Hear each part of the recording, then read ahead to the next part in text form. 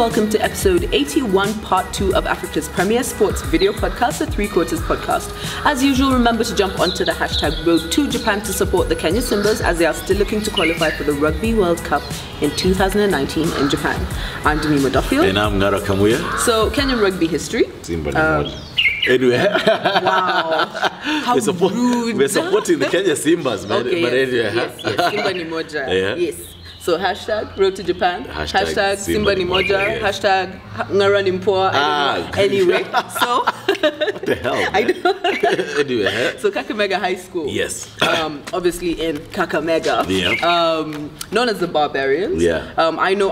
Okay. I'm not going to mention everyone I know who went there, but I know Michael Lagavi. Yes. For those of you who don't know, Humphrey Kayange, Collins Njera. Michael Lagavi. Yes. So that one. Yes. That one.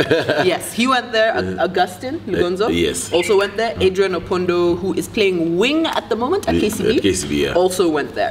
Yes. Yeah, so it was founded in 1932. Founded by two gentlemen, Harold Arthur and Waterloo Chapman. They have participated, or they represented what was Western Province and now Kakamega County for a number of years in the national stage. They most recently, they were the 2017 champions of the national high school rugby games. Actually did watch them at Nairobi School. They're powerful boys. They're big boys for high school. But yeah, they've been a rugby powerhouse over the years. Of course, Kakamega High School is known predominantly for their excellence in extracurricular activities. They've been very good in drama. They've been very good in hockey and rugby to some extent, under the leadership of Oliver Minishi, who's the principal. And you have to admire the fact that Oliver Minishi does focus on extracurricular activities. Yep. And how your boys, it's not only about the books. That's how your boys can be able to flourish. Yeah. Funny story before I mention the guys who go to that school. So. Gentleman by the name Paul Aloba. I'm sure you know Paul Aloba. He's been a referee over the years. So Paul Aloba, I met him when I was in high school. He was a rugby coach. And he moves to Kakamega High School as a deputy principal. So sometime in 2011, I think he catches a couple of the rugby boys having snuck out of school, and I think they had gone to the bars. And he calls me maybe at about 10 p.m. and he asks me, he puts me on speakerphone and tells me, Ngaro, I'm with a couple of the rugby boys from Kakamega High School. Ati wamekimbia, wametoka shule, wameenda kunywa pombe. So just basically telling them, Ngaro, do you still visit? Which we used to do a lot, and still do today. We used to visit our former high school. Do you still go to Alliance after you left high school? Yes.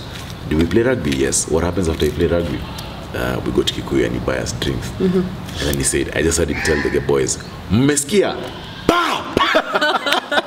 And the boys were being beaten up. Okay. But anyway, yeah, a couple of the guys who went to Kakamega High School, notable names, and they produced very big names. Dan Weku, who's in the US nowadays. We had Brian Nikuli, who captained the Kenya Simba for 2 years. We have Dennis Bessigan. We have Bush Mwale, who, by the way, his story is very inspiring. When you talk to Paulo Loba, the guy had no knowledge whatsoever of rugby, and being got into the game and getting to the levels that he has. Just because of rugby. Elkins Musoni, who's open side flanker for Kenya. Augustine Lugonzo, as you've mentioned. Mike Agevi, who's the younger brother of the Humphrey Kayange, Collins Njera. Mike Agevi. Yeah, unfortunately for him, he has superstar brothers, but he's also an excellent talent in his own. I think he's a good mesh of both. Exactly, he is a good mesh of both. So, yeah, Kakamega High School, we have to give. We cannot talk about rugby in Kenya and not mention Kakamega High School and the people that it's produced and the people that it's brought to the game of rugby. So we move on to. I want to move on, but I also want to mention that, when I was hosting a rugby show before, and we're there, looking at the boys, and we did a feature on them, and then there was this cow walking across the pitch, and I just had to kind of slip that in there. But yeah, boys who take their rugby seriously, and shows the results. That's true. Yep. So now we look at Shujaa's performance at the Sevens Rugby World Cup. Not the performance that most people had hoped for. By most people, I mean Kenyans. But I still think, rally behind the boys. Not every day is a good day. Not every day will you win or even get to where you think you'll get to. So their first game was against Tonga. Won that game 19-7. Played against Scotland. Lost that game 31-26. Played against Ireland. Lost that game 24-14. And are now playing for 13th to 16th. I remember I even saw a post from Collins Njera on social media, and I'm not going to quote him, it was too long, but basically he was saying, fine, that was not the performance we had hoped for. Yes, we let ourselves down in the second half, but you know, there's still more to come. Yes. You know, we're still, you know, we've got to get our spirits up, we've got to keep going, which I think is good leadership. I mean, he's not the captain of the team, but he is definitely one of the more experienced players. And I stand with him on that. And a leader of the team, and a leader in the team. Look, two things I want to mention. And of course, that game was like at 11:30 at night. I was somewhere watching it. Somewhere. So we got into discussions with the guys I was with, and we were just talking about this whole performance. And yes, as you said, everyone did expect that the Shujaa were going to, you know, mount a solid challenge on the back of getting the semi-finals for the last two World Cups. Shujaa are going to mount a solid challenge, and we are going to get to the semi-finals at the very least. And also taking into account the fact that we've had a very decent performance during the HSB circuit. Granted, but two things. Number one, we have to appreciate the fact that these boys didn't. I don't think 2009 was like this. I don't think 2013 was like this in terms of preparation. These boys have not had a good preparation, and not because of their own doing. We know who the fault was. We know who bears. We know how it happened. We know how it happened, and we know what exactly happened with this particular case. And these guys did not. They were unable to prepare for this tournament full. They were unable to prepare for this tournament focusing primarily on the Rugby World Cup, 7th World Cup. And in professional sport, because they're coming up against professionals. Whether they're professional or not, that's another story altogether. But they're coming up against professionals, and you have to look. Jesus Christ, it's like work. You need to put in a lot of effort. So that's the first thing, and that's the main reason why I think the Shujaa did not perform as they should have. My second reason is, look, guys, let's appreciate the fact that this is a team in transition. 2009, Humphrey Kayange, Biko Adema, Horace Otieno, Collins Injera. Trying to think of any. Andrew Monde. No, Andrew Monde is not in the 09 team. Yes. But those four guys. Then in 2013, they're there. You know, again, plus now Andrew Monde, who had been in the circuit for a while now. You right? So there was a core that had participated in the 2009 World Cup. They had understood what needed to get. What they needed to do to get to that level. There was the added advantage of having Mike Friday on board in 2013. So the core of the team was the same, 2009, 2013. Now we're going through a transition. I mean, say for Collins Injera, Andrew Amonde, William Baka, and Eden Aguero. Willie was a starter in 2013. Eden was on the bench. We also have to accept the fact that Collins and Andrew are now, Kolo and Andrew are now pretty old. On their way out. They're on their way out. Yes. So it's a team in transition. It was never going to be a desirable result, and let's accept it. Innocent Simiyu has done a good job, and as much as we would have wanted our boys to get to the finals, it was not going to be this time because there's a transition happening. Now, if we keep this team, we can only imagine how the next World Cup is going to be in 2022.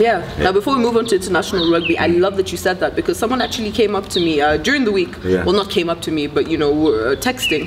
He's like, I think Innocent Simiyu is one of the worst coaches we've had. Look at our performance. I'm like, well, hang on, what? He's like, he's not like Mike Friday. I'm like, no. Mike Friday had a decent squad. I'm not like, yes, he's a good coach. He knows how to identify talent and how to work with it. But like you said, this is a team in transition, basically. And given what they had, this has been the most consistent performance they have had. That is very the Kenya Sevens have had. So for you who was saying that Innocent Simiyu is not a good coach, please listen to this. So we move on to international rugby. So we were at the quarterfinals rather. Super Rugby, Hurricanes versus Chiefs, tight game, 32-31. Yep, 32-31. In favor of the Hurricanes. In favor of the Hurricanes. Canes were hosting the Chiefs. It was a game that people thought the Hurricanes were going to win comfortably, and they did look like they were going to win comfortably for very long periods of the game. And in the last 10 minutes, the Chiefs just clawed back, and they scored their last try, of course, in the last minute in extra time, and the game ended 32-31. Good representation, good game of exhibition of New Zealand rugby. The way New Zealand play, quick flowing ball, intercepts, flashy rugby, structured play, everything was in that game. So the Canes beating beating the Chiefs. The other results, of course, that week we had the Crusaders beating the Sharks 40-10. We had the Waratahs beating the Highlanders 30-23 in what was a very interesting game and a very pulsating game up to the last minute. And then we had the Jaguares lose to the Lions 40-23. So next week, semi-finals, we have the Crusaders versus the Hurricanes, and we have the Lions versus the Waratahs. How do I think it's going to go? Of course, in the first game, really, I mean, all bias. I'm not even going to be objective in this one. We're used to you doing this. We are used to you doing this. I'm not even going to be objective in this one. But anyway, I think Crusaders are playing a different brand of rugby. I think they are a good measure of what New Zealand represents in terms of structured play, in terms of continuity, in terms of forward play and backline play. We have Kieran Reid back. We have Sam Whitelock there. We have Richie Mwanga at number 10. Ryan Crotty in the midfield. So they have a very decent team. And like I said previously, while Crusaders have always been known for their forward play, we have their backs really coming into the game now. And I think it has largely to do with the fact that former Island Fly half Bronn Nogara is the assistant coach. Lions versus the Tars. This game is going to be in Johannesburg at the Emirates Airlines Park. I just think Lions are too tough. while I would want the Tars to win, I would want Waratahs to win to set up a decent final next week. Next week. I just do think the Lions are too strong for them. They have a forward pack that is, Jesus Christ, monstrous. And they have Belton Yantis at number 10. You have Ruan Combrick, Jesse Creel. So I just think these guys are going to be too strong for the Tars. Well, we've got lots of Super Rugby fans who watch your show, and I'd like to know what they think. Guys, do you agree with this guy, or do you think he's a nutter? Because, you know, sometimes... Guys, remember, you can tell us all this on social media. That is by following us on Instagram, liking our page on Facebook, and subscribing to our YouTube channel. I'm Damima Duffield. And I'm the nutter. Sorry, I'm Kamuya. I'm Kamuya. See you in part 3.